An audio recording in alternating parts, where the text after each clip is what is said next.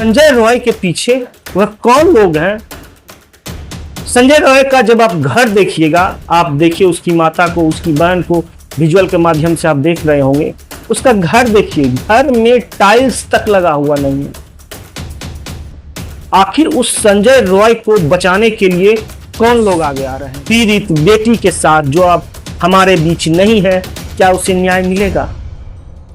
क्या सच में एक संजय ने उसका रेप किया या फिर उसका गैंग रेप? उसके प्राइवेट पार्ट से ब्लड, उसकी आंखों से ब्लड, उसकी हड्डियां तोड़ दी गई। सोचिए, आप कल्पना कीजिए कि उस 40 मिनट में उसके साथ उन दरिंदों ने क्या किया होगा। किस तरह छटपटाती होगी, तड़पती होगी, बिलखती होगी, माफी मांगती होगी कि मुझे छोड़ दो। फोर्स करती होगी, लड़ाई लड़ती होगी कि मुझे जान से मत मारो। इतनी निर्मम और क्रूरता भरी हत्या रेप करने के बाद, और वह दरिंदा जाता है और पुलिस बैरक में जाके अपने खून के धब्बे को छुड़ाता है, अपने कपड़े साफ करता है और शान से जाके सो जाता है। एक मुख्यमंत्री, एक राज्य का मालिक, किससे इंसाफ मांगने के लिए वो रोड पे उतर गई?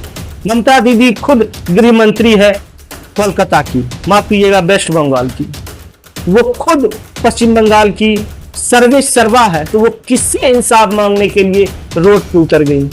मामलों में अपनी बातों को रखते हैं जो भी बॉलीवुडिया भांड है।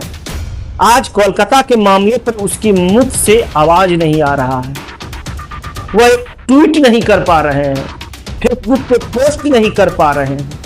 आखिर क्या कहा? बोलने का जो लहजा था आपको चुभेगा, किसी को भी चुभेगा। मिस्टर गांगुली, आपको कोई फर्क नहीं पड़ता है, क्योंकि आपके घर की बहू बेटी एसी कमरों में बंद रहती है। वो जॉब करने नहीं जाती है, वो नाइट ड्यूटी हॉस्पिटल में नहीं जाती है करने के लिए, वो कहीं काम करने के लिए नहीं जाती है, उसके पास सिक्योरिटी नहीं है। आपके पास सिक्योरिटी है, आप एसी कमरों में बंद रहते हैं, इसीलिए आपको फर्क नहीं पड़ता है। फर्क हर वो इंसान को पड़ता है जिसकी बेटी रात में काम करने जाती है, जिसके बच्चे घर के बाहर काम करने जाते हैं, उसे फर्क पड़ता है। उसके गांव के, उसके मोहल्ले के, उसके कस्बे के लोगों को खुशी होती है कि हमारे समाज की बेटी आज आगे बढ़ रही है, तो गांव का नाम रोशन होता है, समाज का नाम रोशन होता है। जब उसके साथ इस तरह का कुकर्म होता है, उसके साथ गैंग रेप होता है, उसको जब जिस तरह से निर्मम हत्या कर दी जाती है, तो फर्क पूरे समाज को पड़ता है।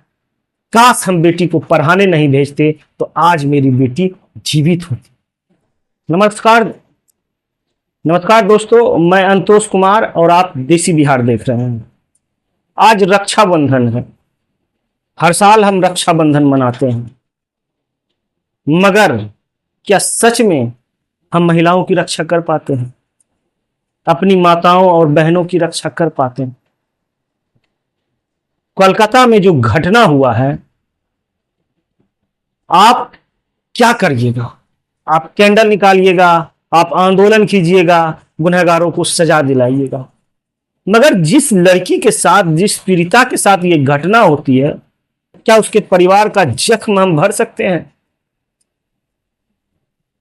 एक बाप गरीबी से निकलने के लिए शिक्षा का सहारा लेता है, अपनी बच्ची को पढ़ाता है, डॉक्टर बनाने का सपना देखता है, अंततः गत्वा उस बाप का सपना हाशिए पे चला आता है। वह सोचता होगा कि बेकार हम अपनी बेटी को पढ़ाएं, बेकार अपनी बेटी को शिक्षित किए। बेटी डॉक्टर बनती तो उसका गरीबी मिटता, ये तो अलग बात है। आखिर उस संजय रॉय के पीछे वह कौन लोग हैं?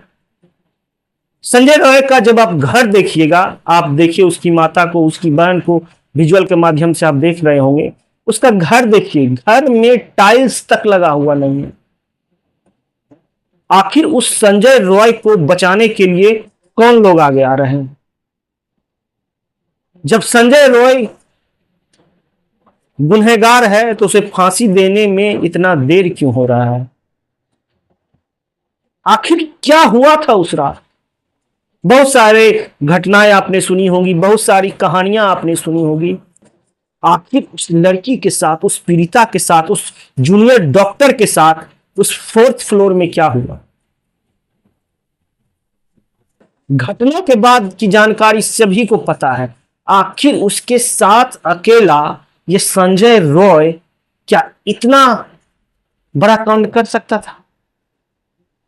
किसी भी लड़की को अगर आप छूते हैं या टच करते हैं, किस तरह से हल्ला मचाती है, शोर मचाती है। क्या उसका शोर का आवाज बाहर नहीं गया?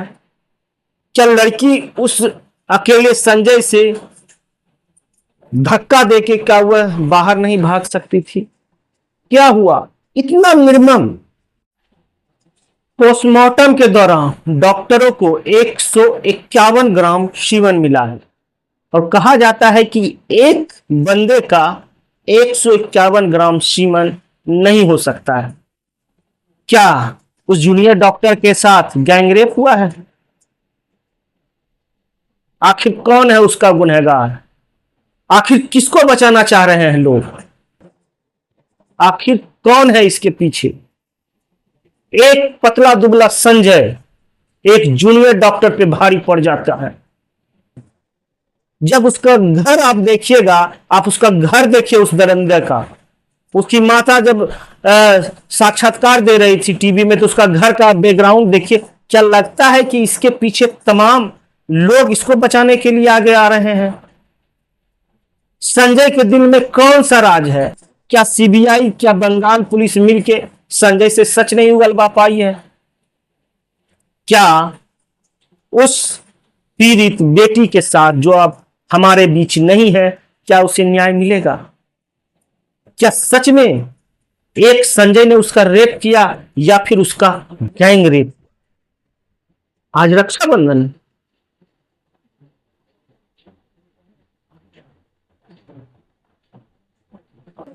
क्या कसूर था उस लड़की का? आप लोग बताइए, क्या कसूर था? रूह कपा जाती है जब ये बातें सुनते हैं कि उसके साथ क्या क्या हुआ। उसके प्राइवेट पार्ट से ब्लड, उसकी आंखों से ब्लड, उसकी हड्डियां तोड़ दी गई। सोचिए, आप कल्पना कीजिए कि उस 40 मिनट में उसके साथ उन दरिंदों ने क्या किया होगा। किस तरह छटपटाती होगी, तड़पती होगी, बिलखती होगी, माफी मांगती होगी कि मुझे छोड़ दो। फोर्स करती होगी, लड़ाई लड़ती होगी कि मुझे जान से मत मारो। इतनी निर्मम और क्रूरता भरी हत्या रेप करने के बाद, और वह दरिंदा जाता है और पुलिस बैरक में जाके अपने खून के धब्बे को छुड़ाता है, अपने कपड़े साफ करता है और शान से जाके सो जाता है। आखिर कौन है ये संजय? किन ताकतों के पीछे ये छुपा हुआ है? आखिर ममता दीदी को रोड पे क्यों उतरना पड़ा?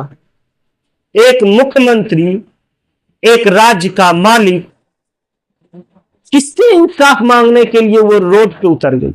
ममता दीदी खुद गृह मंत्री है कोलकाता की, माफ कीजिएगा वेस्ट बंगाल की। वो खुद पश्चिम बंगाल की सर्वे सर्वा है, तो वो किससे इंसाफ मांगने के लिए रोड पे उतर गई? आखिर पीड़िता के मां बाप जो बयान दे रहे हैं, आखिर क्यों उनको देना पड़ रहा है कि बंगाल पुलिस सही से काम नहीं कर रही है? क्यों उन्होंने बोला मेरी बॉडी, मेरी बेटी का डेड बॉडी पहले जला दिया गया? आखिर इतना उतावलापन क्यों नजर आ रहा था बंगाल पुलिस पे? आखिर किसका दबाव था?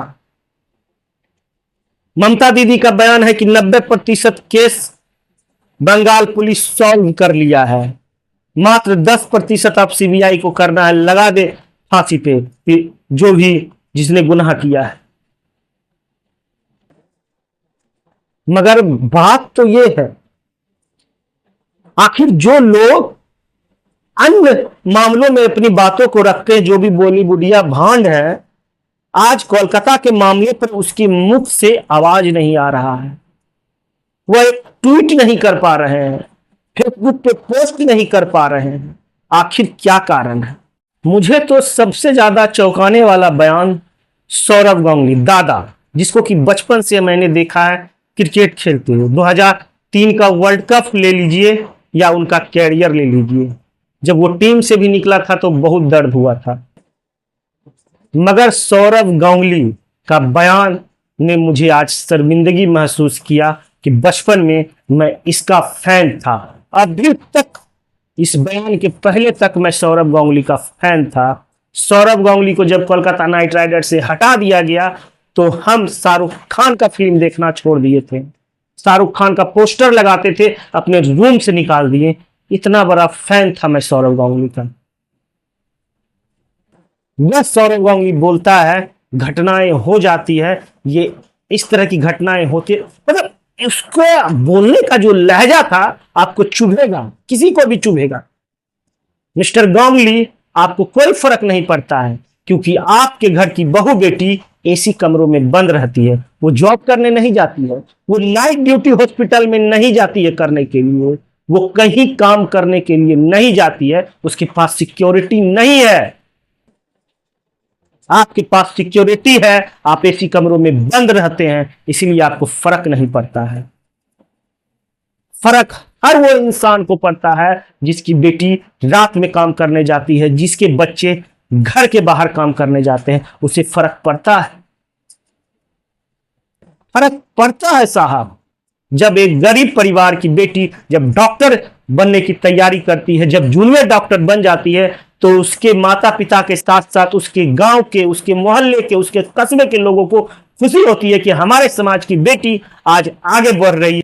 तो गांव का नाम रोशन होता है, समाज का नाम रोशन होता है। जब उसके साथ इस तरह का कुकर्म होता है, उसके साथ गैंग रेप होता है, उसको जब जिस तरह से निर्मम हत्या कर दी जाती है, तो फर्क पूरे समाज को पड़ता है। काश हम बेटी को पढ़ाने नहीं भेजते तो आज मेरी बेटी जीवित होती। फर्क नहीं पड़ता है, समाज को फर्क पड़ता है, पर आप जैसे लोग, आप जैसे धन्ना सेठों को शायद फर्क ना पड़े। पर आप मत भूलिए, आप भी उसी समाज का हिस्सा हैं जिस समाज से हम बिलोंग करते हैं। आप भले आगे चल गए पर समाज वही है। कहां गया बॉलीवुडिया भॉन्ड? पैसे लेकर ये ट्वीट करने वाले आज एक मैसेज अपनी बेटी के लिए नहीं कर पा रहे हैं, और फिल्में बनाएंगे बड़े बड़े, एकदम लगेगा जैसे कि इससे बड़ा देवता कोई नहीं है। जब बात करने की बारी हो तो यह लोग आवाज नहीं उठाते हैं। दूसरों के लिए आवाज उठाने वाला जब खुद के देश, खुद के राज्य, खुद के शहर में जब इस तरह का निर्मम कांड हो, उस पर भी अगर यह लोग आवाज नहीं उठाते हैं तो आप लोग मनुष्य कहलाने के लायक नहीं हैं। शर्म आती है। आज रक्षाबंधन है, एक पीड़िता की मां रोती है, उसका पिता रोता है कि मेरे साथ गलत हो रहा है, बंगाल पुलिस मेरे साथ गलत कर रही है, ममता दीदी की सरकार मेरे साथ गलत कर रही है, मुझे इंसाफ चाहिए। आखिर उस संजय के पीछे इतने लोग क्यों हैं? आखिर वह संजय कौन सा राज छुपा रहा है? क्या सच पीड़िता के साथ गैंग रेप हुआ? आप लोग जरूर जवाब दीजिएगा कमेंट के माध्यम से। जय हिंद, जय बिहार।